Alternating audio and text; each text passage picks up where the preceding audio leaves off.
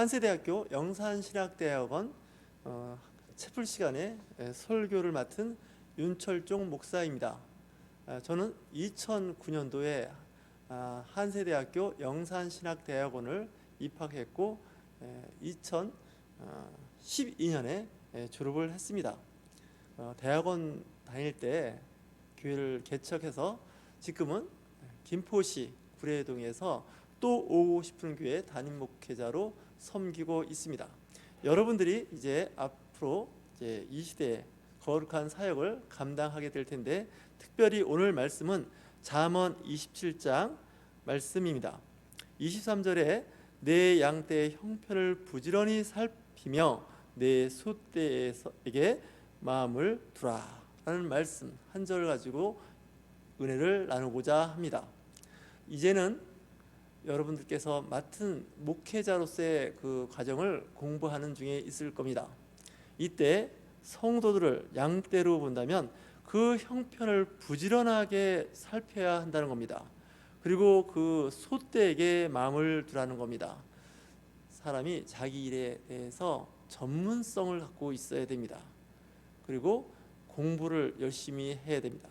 신학대학원 할 때 신학 공부와 함께 또한 인문학적 상식과 지식을 많이 쌓으시기 바랍니다. 또한 과학 지식도 많이 쌓으시기 바랍니다. 우리가 신학을 한다고 하니까 신의 학문, 신적인 하나님을 알아가는 그런 과정일 수도 있지만 또한 인간을 알아가는 것입니다. 신학에서 우리가 다루고 있는 많은 영역이 있겠지만 그 중에 인간론이 있습니다. 사람은 어떤 존재인가를 아는 것, 이것도 매우 중요하게 됩니다. 양떼를 살피려면 양에 대한 연구가 있어야 됩니다. 소떼를 또한 알아야 소를 잘 양육할 수가 있습니다. 하나님은 늘 변함없는 한 분이시고 또한 사랑하시는 분이십니다. 또한 그 사랑의 증표로 예수 그리스도를 이 땅에 보내셨습니다. 십자가의 그 고난과 죽음을 통해서 구원의 길을 열어두셨습니다. 부활을 통해서 또한 희망을 제시하고 있는데, 사람은 어떤 사람이냐에 대해서 성경은 자세히 또한 설명을 하고 있습니다. 이스라엘 사람들은 양떼를 치고 또한 염소떼를 하고 또한 소떼와 낙타를 키우는 그런 유목민족입니다. 그러다 보니까 늘 들에서 그 양떼와 염소, 소떼를 돌보는 일을 했습니다. 성경에 특별히 그런 비유가 많이 나옵니다. 구약에서 족장시대에 아브라함, 이삭, 야곱은 양을 키우는 사람들이었습니다. 염소를 키우는 사람들이었습니다. 소를 키우는 사람이었습니다. 그들은 하나님을 알고 또한 양떼를, 염소떼를, 소떼를 잘 아는 사람들이었습니다. 지금도 마찬가지입니다. 지금은 우리나라의 경우는 양이나 염소나 소를 키우지 않지만 여러분들이 살면서 직장 생활을 했고 사업을 해보신 분도 계실 겁니다.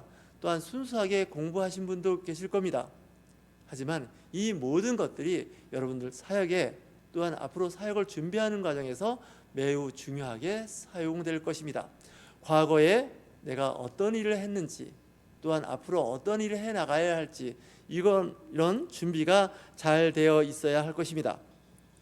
여러분들이 그 어떤 일을 하느냐에 따라서 잠언 27장 26절에서 어린 양의 털은 내 옷이 되며 염소는 밭을 사는 값이 되며 염소의 젖은 넉넉하여 너와 내 집의 음식이 되며 내 여종의 먹을 것이 된다고 말씀하고 있습니다.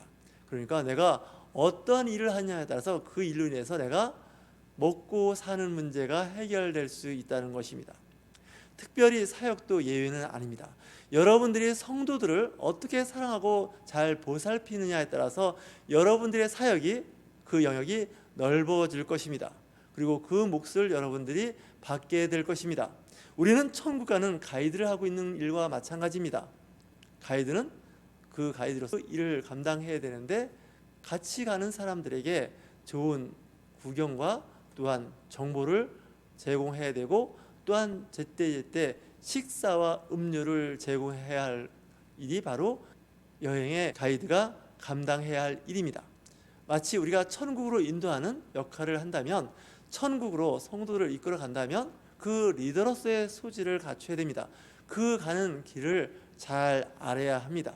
성경 말씀이겠죠. 그러니까 성경 말씀을 우선적으로 잘 이해하고 그 말씀을 삶에 적용시켜야 됩니다. 성경책은 우리가 천국 가는 하나의 안내서적과 같은 책입니다. 그러니까 가이드는 성경 말씀을 잘 알아야 됩니다. 그리고 같이 함께 가는 성도, 여행객, 이 사람들을 잘 보살펴야 됩니다.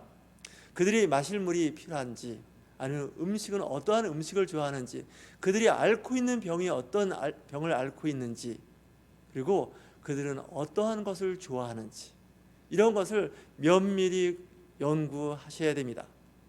그렇지 않으면 목자로서, 가이드로서, 여행객으로서의 그 리더로서의 덕목을 갖추지 못하면 문제가 발생할 수 있다는 것이죠.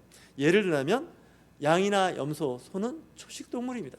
그들에게는 풀을 줘야 되겠죠. 또 물을 마실 수 있는, 또한 깨끗한 물을 마실 수 있도록 도와주어야 됩니다. 그런데 양이나 염소나 소에게 고기를 먹인다 그러면 여러분들 어떨까요?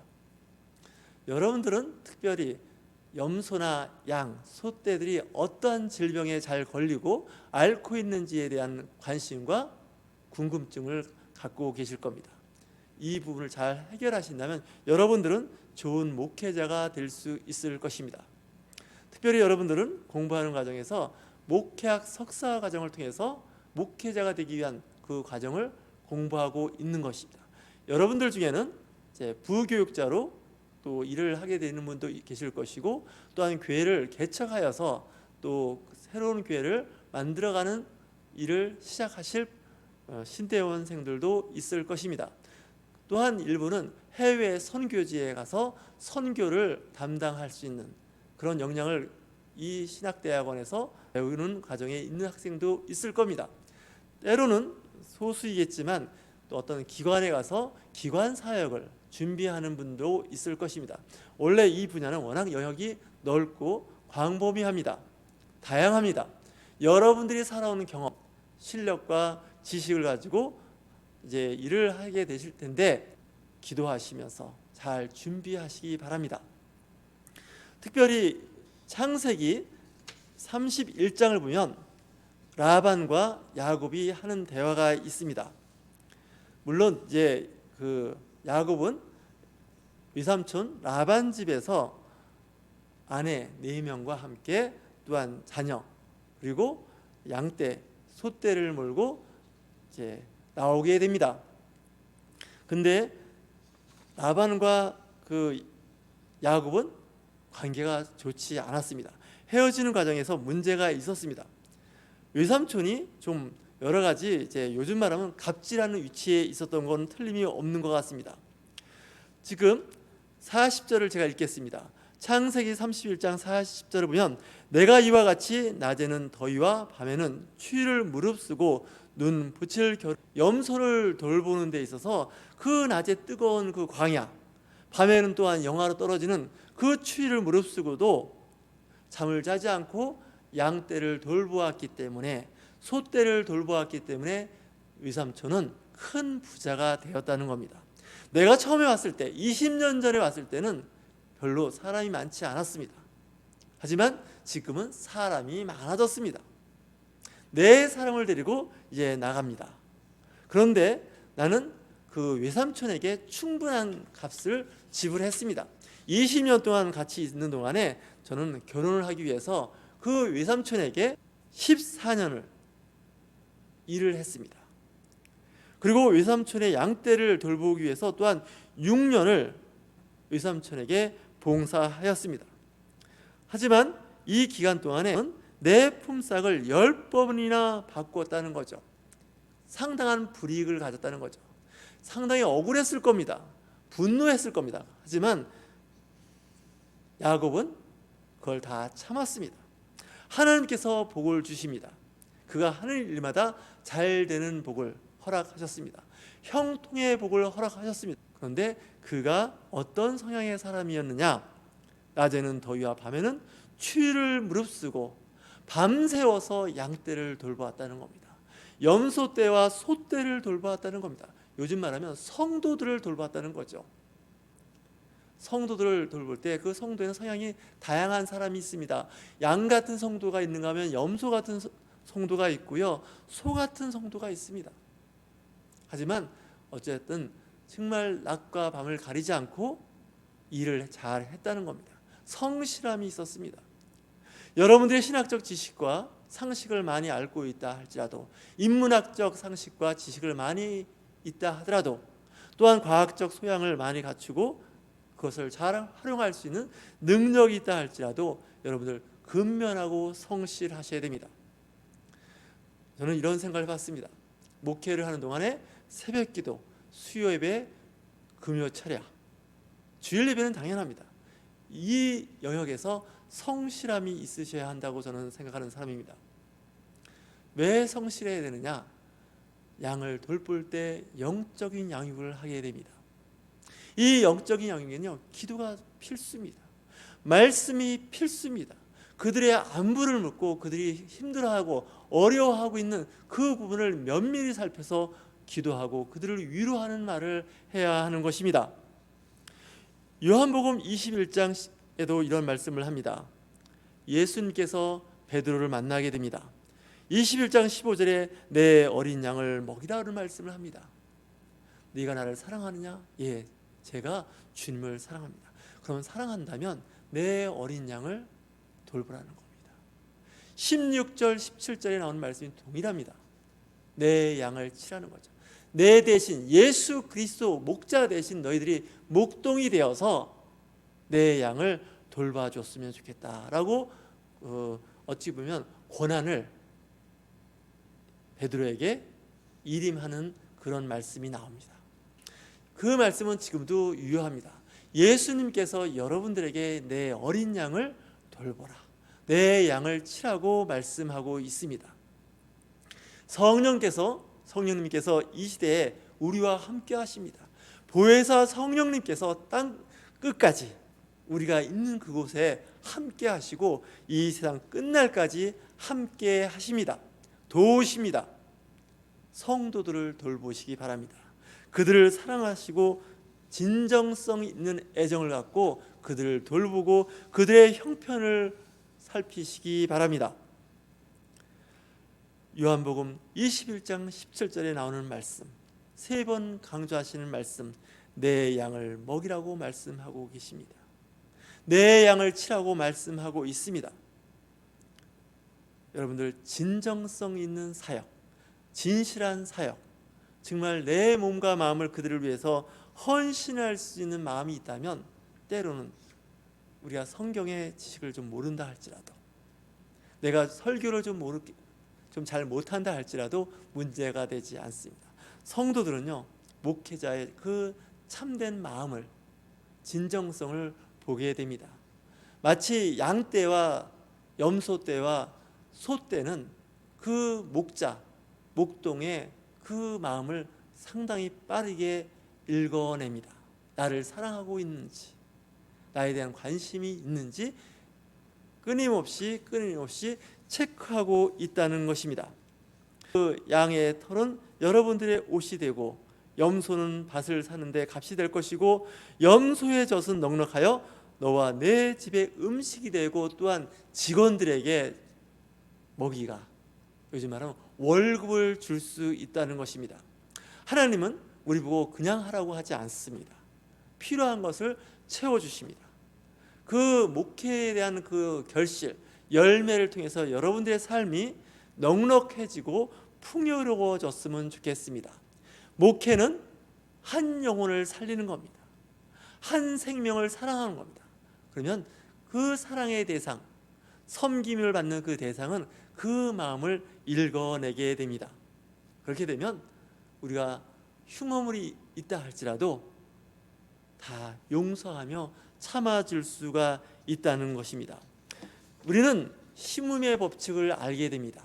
많이 심은 사람은 많은 것을 거두게 됩니다. 적게 심은 사람은 적게 거두게 됩니다. 선을 심은 사람들은 선을 거두고 악을 심은 사람은 악으로 거두게 됩니다.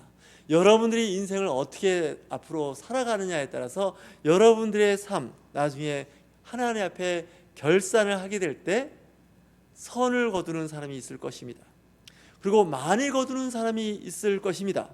그것은 본인이 이 세상을 살아가는 동안에 사역을 담당할 때 어떤 사역을 어떻게 하느냐에 따라서 여러분들의 영역은 확장되고 또한 여러분들이 그 결과물은 많이 있게 될 것입니다. 달란트 비유가 있지 않겠습니까? 1달란트 받은 사람이 있습니다.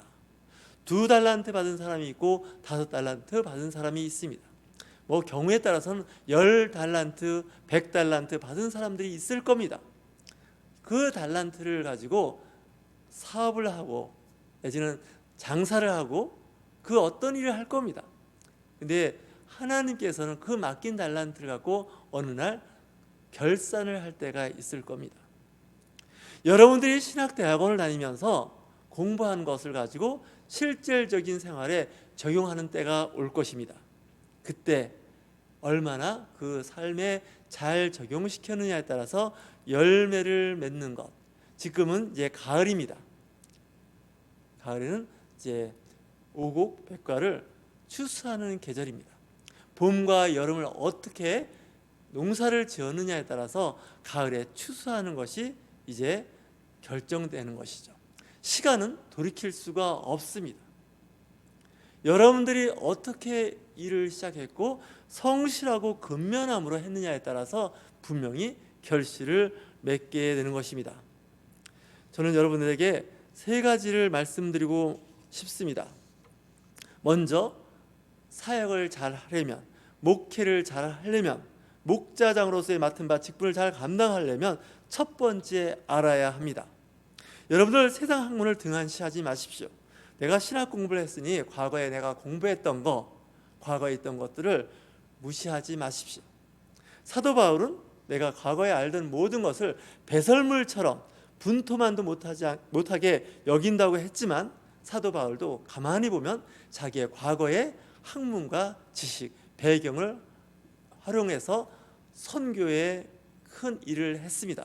첫 번째, 그는 로마 시민권자였습니다. 신라와 함께 선교 여행을 떠날 수 있었던 것도 로마 시민권이었기 때문에 그 당시 로마 제국의 모든 나라에 비자 없이도 갈 수 있는 시민권자였습니다. 그리고 그는 히브리인 중에 히브리인이요, 정말 그는 헬라 문화에서 공부를 많이 했던 사람입니다. 다시 얘기해서 히브리어, 그 당시 아람어였겠죠. 그 다음에 헬라어, 라틴어를 할 줄 아는 사람이었습니다. 해외에 나가서 헬라어를 말할 수 있는 사람이었던 거죠. 그러니까 그는 이미 공부해서 이미 준비가 다 되어 있는 사람입니다. 해외에 나가도 언어의 장벽이 없는 사람입니다. 그것뿐일까요? 그는 컨텐츠도 많이 썼습니다. 히브리인으로서 구약 성경에 정통했던 사람입니다. 바리새인은 아무나 되는 게 아닙니다. 성경을 거의 암송수로 알고 있는 사람입니다. 거의 서기관의 관열에 있습니다. 그리고 그는 신분이 로마 시민권을 갖고 있는 사람이었고요. 그리고 그는 길리기아 다소, 지금의 터키에서 공부하고 자라난 사람입니다. 그는 여러 분야에 갖추고 있는 것이 많이 있었고 그 갖춘 걸 가지고 그는 선교지에서 선교를 할 수가 있었던 겁니다. 여러분도 마찬가지입니다. 내가 신학을 공부했으니까 과거에 알고 있던 지식, 상식, 친구, 이것을 그냥 방치하지 마십시오. 요즘은 특별히 그런 부분이 많이 필요하게 됩니다. 특별히 늦게 신학을 하시는 분들이 계시다면 그분들은 그 과거의 경력을 단절시키지 마십시오. 오히려 그 과거에 내가 알고 있는 그 실력, 능력, 상식, 전문성을 가지고 차별화된 선교, 또한 복음을 전달할 수 있는 그 영역에서 귀하게 쓰임 받으실 주님으로 축원합니다. 지금은 전문가 시대입니다. 또한 컴퓨터 관련된 SNS, IT 분야가 굉장히 중요한 시대를 열어가고 있습니다. 이 분야를 여러분들 무시하지 마십시오. 또한 음향도 잘 아셔야 됩니다. 특히 이제 부교육자를 아니면 개척을 하시는 분, 선교지에 가신다면 여러분들 동영상을 촬영해야 되고요. 또한 음향 장비가 있습니다. MR이라는 그런 VR 그런 장비를 잘 활용할 수 있는 실력이 있어야 됩니다. 이제는 국경이라든가 어떤 교회와 교회, 교단과 교파 간의 어쩌면 벽이 이제 거의 없어진 상태입니다. 공중파, 온라인을 통해서 모든 것이 전달되고 또한 평가받는 시대입니다. 지금 오늘도 제가 이 체프를 위해서 녹화를 하고 있습니다. 동영상을 만들고 있습니다.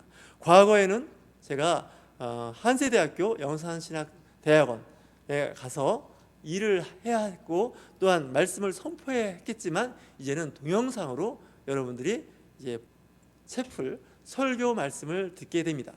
이제는 이런 시대가 되었습니다. 두 번째는 실천해야 됩니다. 알고 있는 것 생활 속에 적용시키셔야 됩니다. 실천하는 능력이 필요합니다. 저는 기도의 근육, 말씀의 근육, 또한 사랑을 실천할 수 있는 그 근육이 있어야 된다는 거죠. 뼈와 근육이 있어야 됩니다. 그냥 알고 있는 것은 차라리 모르고 있는 것과 마찬가지인지도 모릅니다. 여러분들이 운전면허가 있으십니까? 운전면허가 있는데 운전을 하지 않고 장롱면허라는 말이 있죠. 그거는 운전면허가 있는 것과 없는 것과 차이가 없다는 거죠. 진짜 중요한 것은 그 운전면허가 있으면 운전을 해야 되는 겁니다. 운전할 수 있는 실력, 적용할 수 있는 능력이 있어야 됩니다.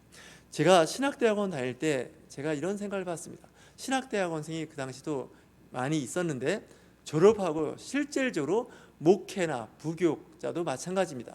하는 사람이 생각만큼 많지가 않습니다. 분명히 자격은 갖췄습니다. 하지만 그 자격을 가지고 현실적으로 현재 교회나 아니면 선교지, 복음을 사역을 하는 곳에 가서 하지 않는 동문들이 의외로 더 많다는 것을 알게 되었습니다. 겸손히 섬길 수 있으면 좋겠습니다. 내가 목회자로서 또한 그 신학을 공부했다 할지라도 때로는 내가 겸손히 교회를 세워나가고 확장시키는데 귀하게 쓰임받는 좀 믿음의 선배 아니면 사역의 선배, 선교의 선배인 곳에 가서 정말 섬기는 사람이 되었으면 좋겠다는 얘기죠. 다시 해서 실천, 적용할 수 있는 사람이 되었으면 좋겠습니다. 그러려면 자주 만나서 위로하고 형편을 살피고 도와줄 수 있고 품어줄 수 있으면 좋겠습니다. 우리가 많은 것을 알고 있다 할지라도 그것을 삶에 적용시키지 않는다면 그런 의미가 없지 않겠습니까? 실천하는 그 실천신학, 우리가 많은 성서신학적, 조직신학적, 선교신학적 지식은 많이 알고 있고 갖추었다 할지라도 하지 않는다면 그것은 의미가 없습니다. 세상은 여러분들을 필요로 합니다. 교회는 여러분들을 필요로 합니다. 그런데 여러분들이 그 삶의 적용, 참여하는 그 의지가 약하다면 그 학문, 시간은 그냥 쓸모없이 매장되는 것과 마찬가지입니다. 세 번째입니다. 사랑과 용서 그리고 관용, 기다림이 필요합니다. 사역할 때 여러분들 특별히 늦게 시작했다고 해서 성급해하지 말라는 거죠. 조급해하지 말라는 거죠. 그것이 강박증이 돼버리면 이것이 때로는 교회의 공동체를 더 어렵게 만들고 성도를 힘들게 할 때가 있습니다. 단기 계획을 세우고 장기 계획을 세울 때 특별히 여러분들의 그 믿음의 선배들, 목사님들에게 조언을 많이 구하시기 바랍니다. 그냥 내가 생각하고 내가 기도하고 이렇게 하면 되겠지, 이렇게 준비했으니까 되겠지, 그러지 마십시오. 특별히 개척을 준비하는 분이 있다면 개척하는 선배, 같은 교단 아니라도 상관없습니다. 그 교회를 2년, 3년을 잘 섬겨보시기 바랍니다. 그랬을 때 그 교회가 성장하고 부흥한다면 여러분들 나중에 나가서 하셔도 됩니다. 그런데 여전히 그다지 능력이 나타나지 않는다, 힘이 없고 무력하다, 그러면 재고해 보셔야 됩니다. 남들은 어떤지 몰라도 내가 하면 잘 될 것이라는 그 믿음, 제가 보기에는 허상에 지나지 않습니다. 실질적으로 해보는 겁니다. 한번 내가 새벽기도, 수요, 저녁, 금요철에 참여해서 평신도처럼 한번 섬겨보시기 바랍니다. 저는 이런 생각도 해봅니다. 신학을 공부한 졸업한 분들이 새벽기도도 안 하고 수요예배도 안 하고 금요철에도 안 해요.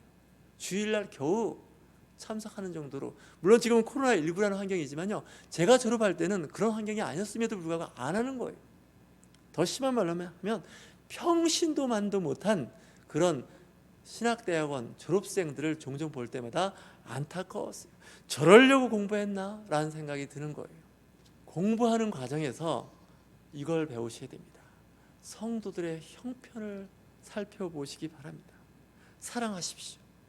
참아주시기 바랍니다. 그리고 용서하시기 바랍니다. 이 일만 잘 돼도요, 여러분들 사역이 잘 확장되고 세워질 것으로 믿습니다. 제가 여러분들보다는 선배일 겁니다. 최소한 10년 이상 사역을 했던 사람입니다. 지금도 하고 있습니다. 김포시에서 하고 있습니다. 이런 생각을 해봤습니다. 그때 선배님한테 조언을 좀 구했어야 됐는데, 이렇게 했어야 되는데 그냥 제가 교만했던 것 같습니다. 나도 세상에서 공부할 만큼 공부했고 알 만큼 알아. 그리고 난 주일학교 출신이었기 때문에 교회가 어떤 곳인지 알아. 3대째 신앙생활을 잘해온 집안이야. 하나님께서 도우실 거야. 믿음으로 나갈 거야. 말씀도 나름대로 공부 많이 했어. 그런데 그렇지 않습니다. 현실은 그렇지 않습니다. 교과서에 없는 내용이 많이 있습니다. 내가 경험해보지 못한 일들이 많이 있습니다. 그 경우의 수를 다 체험하다가요, 시간 다 가고 몸과 마음이 다 만신창이가 될 수밖에 없습니다. 여러분들 그런 실수를 줄이고 싶으십니까? 시행착오라고 그럽니다. 여러분들 믿음의 선배들, 선교의 선배들, 또한 개척과 또한 청빙 받은 목사님들과 소통하시기 바랍니다. 충분히 소통하시기 바랍니다. 물론 실수는 없을 수는 없습니다. 하지만 경우의 수를 잘 생각하셔서 여러분들 이 시대에 정말 쓰임받고 필요한 사역자 되시기 바랍니다. 분명히 여러분들을 필요한 세상입니다. 교회도 많고 사역자도 많습니다. 하지만 특별히 여러분들이 쓰임받고 하실 영역은 지금도 무지하게 많이 있습니다. 공부하는 동안에 열심히 하셔서 그 특수성을 잘 개발해 보시기 바랍니다. 옆에 있는 교회나 내 교회나 다를 바가 뭐가 있지? 믿음의 선배, 사역의 선배, 목회자의 선배, 그 선배자들이 하는 것과 나와 무슨 차이가 있지? 차이가 없다면 사실 별 의미가 없지 않겠습니까? 여러분들만의 그 특별한 사역, 은사를 개발하시기 바랍니다. 세상은 다양합니다. 또한 많은 사람들이 있습니다. 능력을 개발하시기 바라는데 내 양떼와 소떼를 잘 살피라는 겁니다. 형편을 잘 알아보라는 겁니다. 정성을 기울이라는 겁니다. 그러면 그 양떼와 염소떼와 소떼가 여러분들에게 많은 것을 돌려주게 될 것입니다. 성령님께서는 그걸 원하십니다. 어떤 걸 원할까요? 저는 이 말을 좋아합니다. 진인사 대천명입니다. 하나님께서 우리를 부르셨다면요, 우리에게 요구하는 게 있습니다. 충성입니다. 충성은 뭘까요? 성실과 근면합니다. 그리고 진솔함입니다. 그 진솔함은 진정성 있는 목회입니다. 성도를 사랑하십시오. 그들은 사랑받을 수 있는 자격을 갖고 있는 사람들입니다. 그들을 돌보십시오. 그들이 필요한 것이 무엇인지 연구하시기 바랍니다. 졸업하셔서 또 사역장에서 저와 개인적으로 만날 수 있는 기회가 있었으면 좋겠습니다. 그리고 허심탄회하게 차 한잔 마시면서 하나님의 사역을 공유하는 저와 여러분이 되었으면 좋겠습니다. 기도하겠습니다. 좋으신 하나님 아버지 감사합니다. 주님께서 주신 말씀, 잠언 27장 23절 말씀, 너의 양떼의 형편을 잘 알아두고 너의 가축대에게 정성을 기울여라 말씀하셨습니다.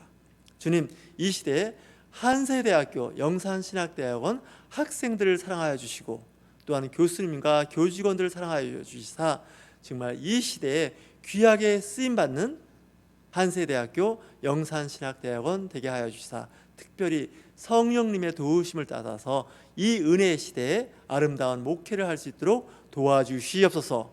주 예수 그리스도의 이름으로 사랑하며 축복하며 기도하옵나이다. 아멘.